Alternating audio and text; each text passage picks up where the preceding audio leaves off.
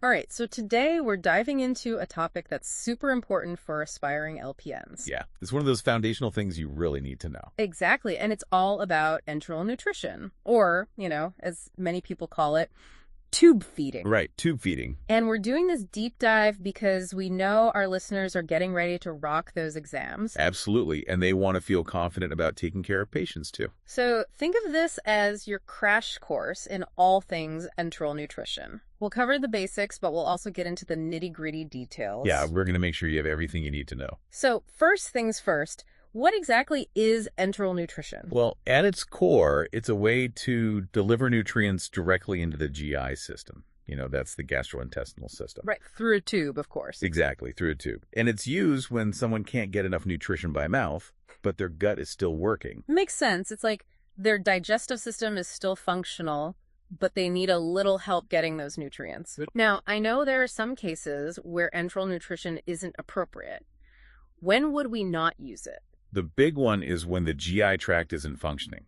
So, for example, if someone has a paralytic ileus. That's where the intestines basically stop moving, right? Right, exactly. Or if there's an intestinal obstruction, a blockage. Okay, got it. So we can't use enteral nutrition if the digestive system isn't working. That makes sense. Exactly. Other approaches would be necessary in those cases. So when do we turn to enteral nutrition? What are the situations where it's the best option? Well, there are actually quite a few.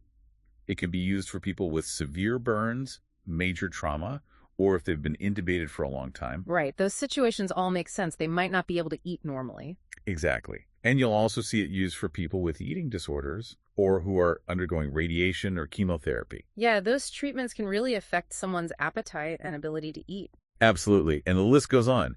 It can also be used for people with liver or kidney problems, infections, inflammatory bowel disease, or if they have a neuromuscular impairment that makes it hard to chew or swallow. Wow, so it's a pretty versatile method of providing nutrition. It is. Yeah. And it's even used in some infant feeding challenges. If a baby is too weak to suck or has trouble coordinating swallowing. Or if they lack a gag reflex. Right, exactly. Or if they need to conserve energy while breastfeeding or bottle feeding. So it can be a lifesaver in a lot of different scenarios. It really can. Now, one thing that stands out to me is that even though we're using a tube, we're still working with the body's natural processes. Is that right? That's a really good point. Yeah, enteral nutrition is designed to utilize the body's natural digestive and metabolic pathways. So it's not like we're bypassing those systems altogether. No, we're just providing a different route for the nutrients to enter. And I imagine it can be used in different ways. Like it can supplement someone's oral intake or be their sole source of nutrition. You're exactly right. It can be tailored to the individual's needs.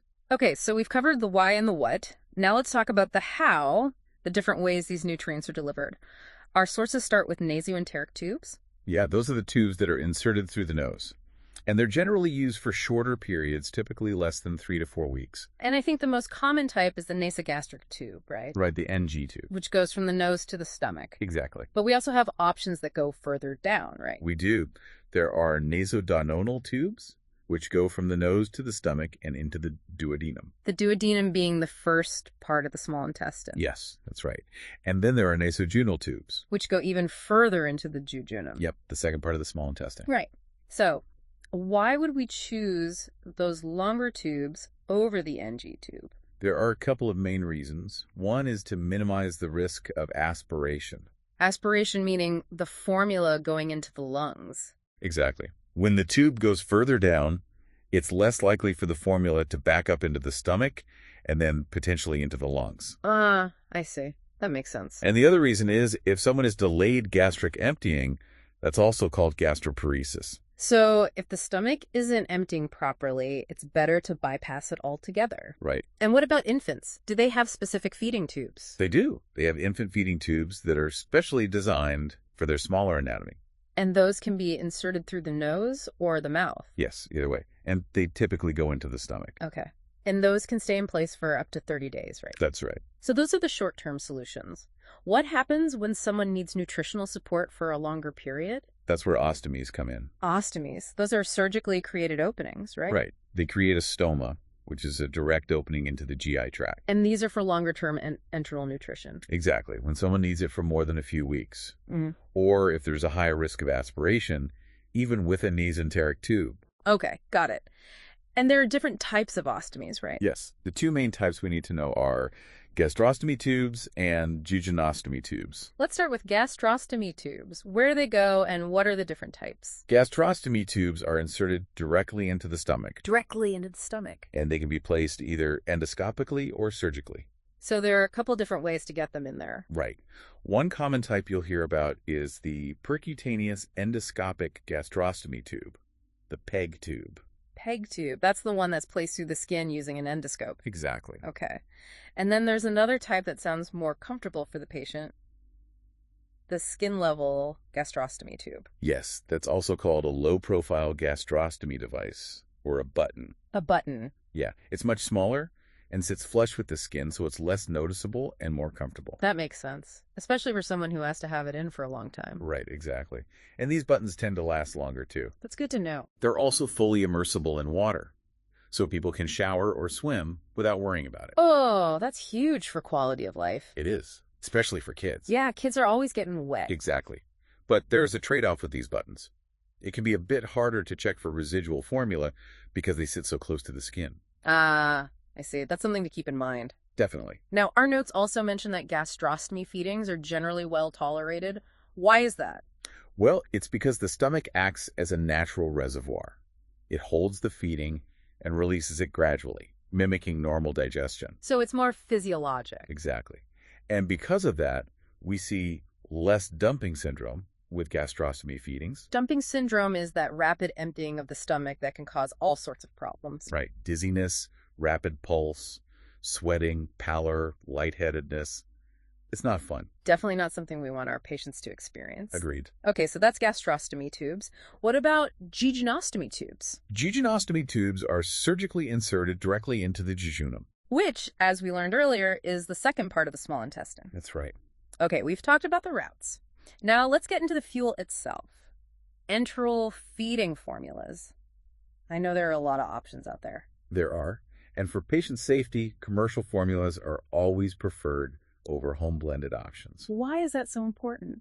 Well, commercial formulas are very carefully designed to have the right balance of nutrients. They're basically nutritionally complete, right? Right. And their consistency is controlled, so it's safe to administer through a tube. Okay, that makes sense. You wouldn't want something too thick or too thin. Exactly. And they undergo rigorous safety testing to ensure they're sterile and free from contaminants. That's reassuring. It is. That kind of quality control is really hard to replicate at home. Yeah, I can see that. So how are these formulas categorized? Well, one way to categorize them is by the complexity of their protein. So how broken down the proteins are? Right. So we have standard formulas, sometimes called polymeric or intact formulas. Okay. What's in those? They contain whole proteins, like the kind you find in milk, meat, or eggs. Or sometimes they contain protein isolates. And those require a fully functioning GI tract to digest properly. That's exactly. And typically those formulas provide about 1 to 2 calories per milliliter. Right. Then we have hydrolyzed formulas. Yes, hydrolyzed formulas are different because the nutrients in them are already partially or fully broken down. Ah, so they're pre-digested in a way. You could say that, yeah. And that makes them easier to absorb for people who have a partially functioning GI tract or if they have problems with digestion or absorption. So if their gut isn't working at 100%. Right. And you'll see them used in conditions like inflammatory bowel disease, liver failure, cystic fibrosis, pancreatic disorders, and short gut syndrome. Wow, so a lot of different situations. Yeah, hydrolyzed formulas are pretty versatile. And what about their calorie content? Most of them provide 1.0 to 1.5 calories per milliliter, although there are some high-calorie options that go up to 1.5 to 2.0. Okay. And the partially hydrolyzed formulas, since they're already broken down, they don't really need to be digested, right? Right. They require very little, if any, digestion. They're basically ready to be absorbed. Got it. And are there other types of formulas besides standard and hydrolyzed? There are. There are disease-specific formulas, which are tailored to the needs of people with certain conditions. Like COPD, kidney disease, or a weakened immune system. Exactly. And then there are modular formulas. What are those? Modular formulas contain just a single nutrient, like protein, carbs, or fat. So they're for very specific supplementation. Right. Okay. And how are these formulas packaged? They come in cans or pre-filled bags. And what do we need to know about safe handling? Well, with pre-filled bags, it's really important to discard them after 24 hours, Even if there's still formula left in them, even if there is. And you also need to discard the tubing. just to prevent any bacterial growth. Exactly. And what about cans? If you open a can and don't use all the formula, you need to cover it tightly, label it with the client's information and the date and time it was opened, and store it in the fridge.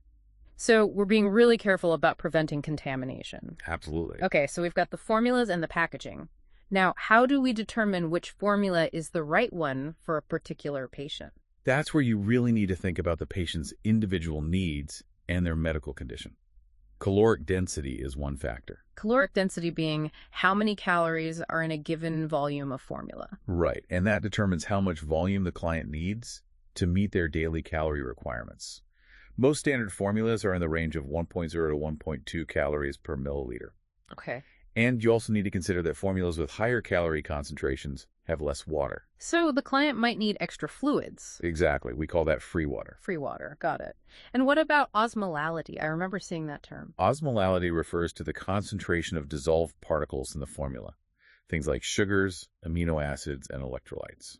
Okay. And why is that important? Well, hydrolyzed formulas tend to have a higher osmolality because the proteins are broken down into smaller particles. Ah, I see. And it's good to know that hydrolyzed formulas are typically lactose-free. That's helpful to know. Yeah. Then there's fiber and residue content. Okay. Standard formulas are generally low in residue. Residue being the undigested parts of the food. Right. And low residue formulas can be good for people who need bowel rest or who are recovering from bowel surgery or who have certain GI diseases. Makes sense. Hydrolyzed formulas are residue-free. And then you have some standard formulas that are actually fiber-enriched. And those would be for people who are constipated. Right. They can help regulate bowel function. Got it. So a lot to consider when choosing a formula. It is. And you also need to think about the amounts of fats and carbohydrates. Because those can be modified based on the patient's condition, right? Exactly. Like for someone with respiratory problems, malabsorption issues, diabetes, or kidney disease. Okay. It sounds like there's a formula for just about every situation. Pretty much. All right. We've covered the fuel.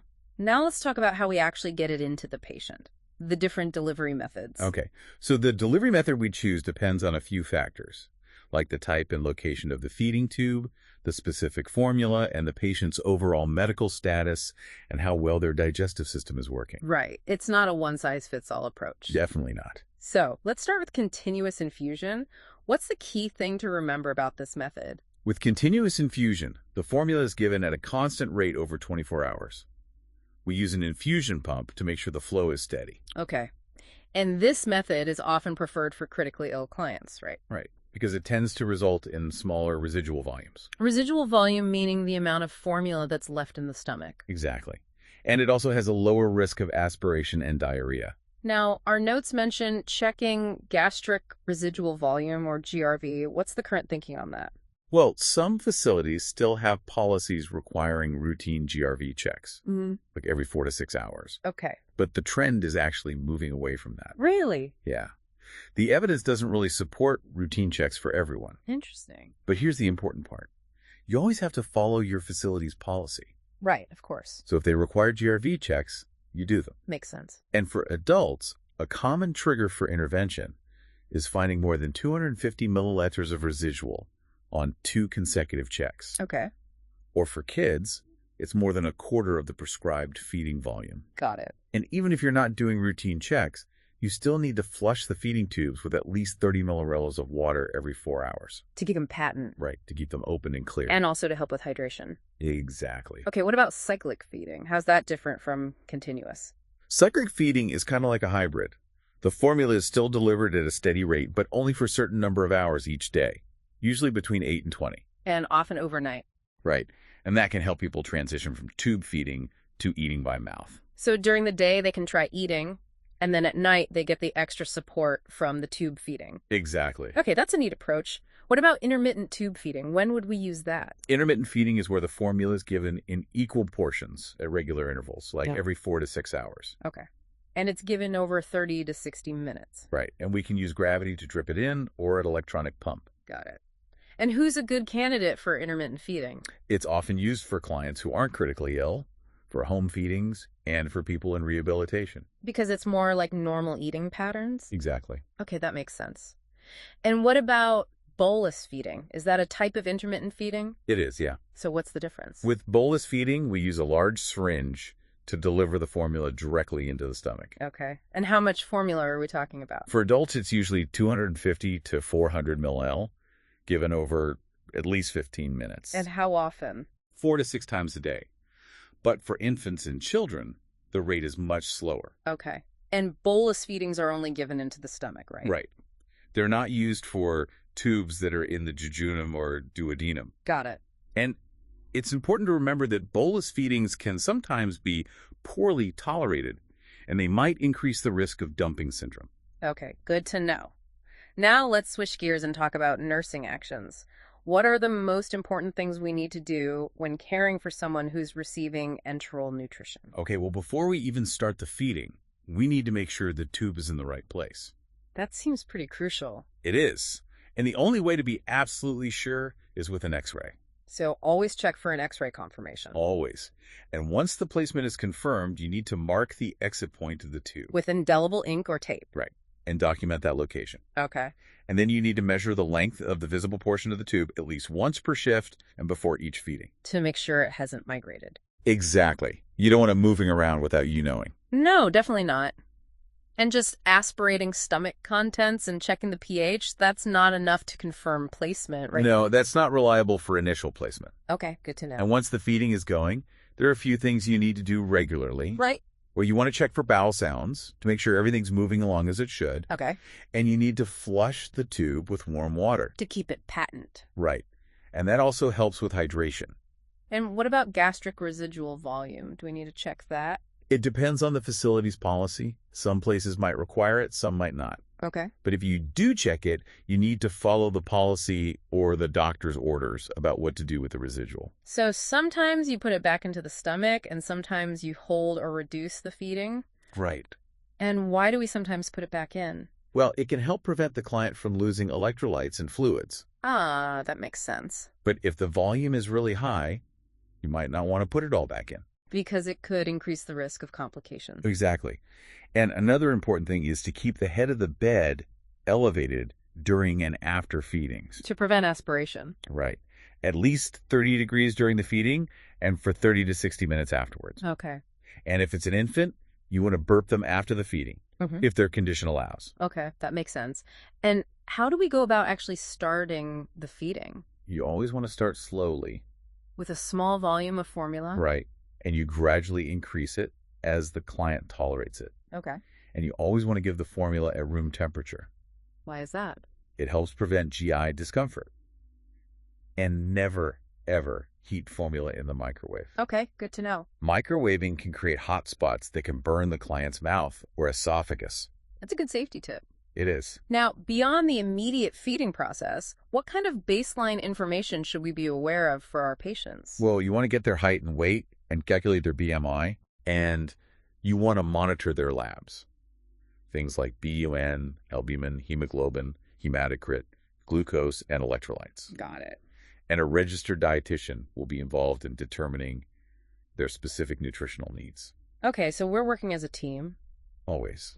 And what about their GI function? Do we need to assess that? Absolutely. If their GI tract isn't functioning properly, they might not be absorbing the nutrients from the enteral feeding. So we might need to consider a different approach. Right. Okay. And ongoing care involves more than just the feeding itself, right? It does. Sometimes we need to give medications through the feeding tube. Okay. Are there any special considerations for that? Yes, definitely. You always want to stop the feeding before giving any medications. Right. And then you flush the tube with water before and after each medication. To make sure the medication gets all the way down. Right. And you only ever dissolve medications in water. Okay. And liquid forms are preferred. If possible, yes. Got it. And for infants and children, the flush volume is a bit different, right? It is. It's usually about 1.5 times the amount needed to flush an unused tube of the same size. Okay. And some medications might require even more water. Right. Especially suspensions. Okay. And sometimes we need to wean people off enteral nutrition. When they start eating more by mouth. Exactly. How do we know when it's time to wean? Well, Usually we can discontinue the feedings when the client is consistently eating about 2/3 of their daily protein and calorie needs by mouth For how long? for about 3 to 5 days. Okay. And for clients who are NPO, nothing by mouth, good oral care is really important. To prevent any problems in the mouth. Right. And some people will need long-term nutritional support at home. Yes, that's definitely a possibility. And in those cases, we need to make sure they have all the resources and support they need. Absolutely. Yeah. And throughout the whole process, we're working as a team to monitor the client. The team being nurses, dietitians, pharmacists, and the ordering provider. Yep, everyone's involved. And we're monitoring their weight, their electrolytes, and their overall condition. Right. And how do we help someone transition back to a regular diet? Well, it's a gradual process. We start by stopping the enteral feeding for about an hour before meals. Okay. And then we slowly increase the frequency of their oral meals up to 6 small meals a day. Okay. And once they're eating around 500 to 750 calories a day, we can transition any continuous tube feeding to just at night. So they're getting most of their nutrition from food during the day. Exactly. All right, so now let's talk about potential complications. Yeah. What are some of the things that can go wrong with enteral nutrition? Well, there can be GI complications like constipation, diarrhea, cramping, abdominal pain and bloating, dumping syndrome, nausea, and vomiting. And what do we do if we see those things developing? Well, we might need to adjust a formula or the rate of the feeding. We might need to increase the client's free water intake if they're constipated. And we need to be very careful about preventing contamination. Okay, that makes sense. And then there are mechanical complications. Like? Well, the tube could get dislodged or misplaced. Ah, that would be bad. Yeah. Or the client could aspirate some of the formula. Meaning it goes into the lungs. Right. That's not good. No, it's not. And what else? The insertion site could get irritated or leak. The nose, esophagus, or mucous membranes could get irritated, and the tube could get clogged. Okay, so a lot of potential mechanical problems. There are. What do we do about those? Well, first and foremost, we always double-check the tube placement before starting a feeding. And we keep the head of the bed elevated during and after feedings. To prevent aspiration. Right. And if we're giving a bolus feeding, we give it slowly. Over at least 15 minutes. Right. Okay. And we flush the tube regularly with water. To prevent clogging. Exactly. And if the tube does get clogged, we can try to unclog it gently with warm water. Okay. And there are commercial products that can help with that too, right? There are, yeah. Good to know. And one really important thing to remember is to never mix medications directly into the formula. Why is that? It can cause all sorts of problems. The medication might not be delivered properly, or it could interact with the formula and cause it to clump up or separate. Okay, so always give medications separately. Always. Got it. And then there are metabolic complications. Like what? Dehydration, hyperglycemia, electrolyte imbalances, fluid overload, refeeding syndrome, and rapid weight gain. Okay. Let's unpack those a bit. What's refeeding syndrome? Refeeding syndrome is a serious condition that can happen when someone who's been malnourished starts receiving nutrition again too quickly. So their body isn't able to handle the sudden influx of nutrients. Right. And it can lead to dangerous shifts in electrolytes and fluids. Okay. But we also need to be aware of the risk of foodborne illness, from bacteria contaminating the formula. Right. That's a real concern. It is. So what do we do about all these metabolic complications? Well, we need to make sure the client is getting enough free water. We might need to adjust the type of formula they're getting. And we need to monitor their labs closely. For things like electrolytes, glucose, and weight. Right. And we need to be very careful about preventing contamination. So good hand hygiene, cleaning all equipment, and storing formula properly. Exactly. Okay, this is a lot of information, but it's all really important for anyone who's going to be working with patients receiving enteral nutrition. It is. And our resources included some practice questions that I think will be really helpful for our listeners who are studying for their LPN exam. Yeah, those are good ones. So for the question about the low-profile gastrostomy device, the correct answer emphasizes that it's more comfortable for the patient, especially.